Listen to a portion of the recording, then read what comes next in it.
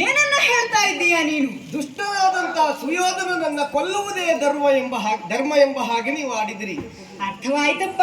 ಆದರೆ ಒಬ್ಬಾತ ಉದಾರತೆ ಉಳ್ಳವನಾಗಬೇಕು ಅಂತಾದ್ರೆ ಅವ ಮಾಡಿರಬಹುದಾದಂತ ದುಷ್ಟ ಕಾರ್ಯ ಏನು ಎನ್ನುವುದು ಬೇಕಲ್ಲ.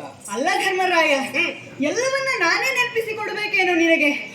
ಯಾಕೆ ಹೇಳು, ಆತ ಮಾಡಿದಂತಹ ದುಷ್ಟ ಕಾರ್ಯಗಳು ಒಂದೇ ಎರಡೇ. ಯಾಕೆ ಈ ನಮ್ಮವರ ಉಪ್ಪು ತಿಂದಂತಹ ಮನೆಗೆ ಯಾರು ಬೆಂಕಿಯನ್ನ ಇಡ್ತಾರೋ, ಯಾರ ಪತ್ನಿಯನ್ನ ಯಾರು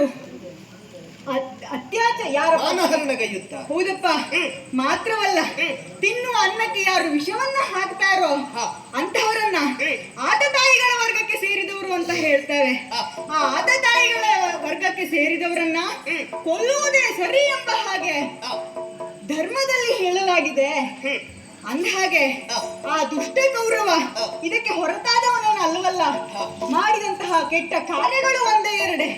ತುಂಬಿದ ಸಭೆಯಲ್ಲಿ ನಿಮ್ಮದಿಯ ವಸ್ತ್ರಾಭರಣಕ್ಕೆ ಮುಂದಾದ, ಅಷ್ಟೇ ಏನೋ ಕಪಟ ಜೂತಕ್ಕೆ ನಿಮ್ಮನ್ನು ಆಹ್ವಾನಿಸಿ ಮಾವ ಶಕುನಿಯನ್ನು ಮುಂದಿಟ್ಟುಕೊಂಡು ನಿಮ್ಮ ಸರ್ವಸ್ವವನ್ನು ಸೆಳೆದುಕೊಂಡು ನಿಮ್ಮನ್ನ ವಿಪಿನಕ್ಕೆ ಅಟ್ಟಿದಂತಹ ಕೋಳಿ ಆತ.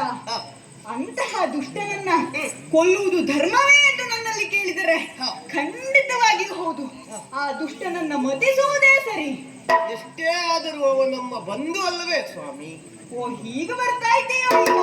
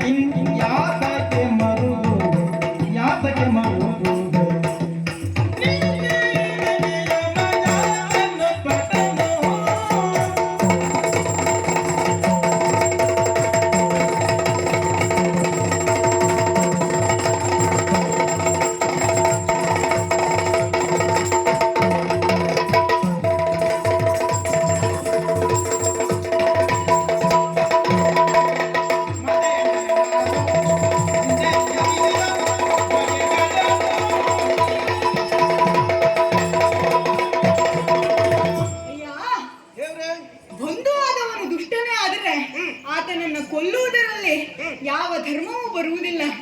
ಅಯ್ಯ, ಯಾಕೆ ಬೇರೆಯವರ ಉದಾಹರಣೆ ಬೇಕಷ್ಟುಂಟು. ಹಳೆಯದನ್ನೆಲ್ಲ ಬಿಡು. ನಾನು ಮಾಡಿದಂತಹ ಕಾರ್ಯವೇ ಕಣ್ಣು ಮುಂದೆ ಇಲ್ಲವೇನೋ?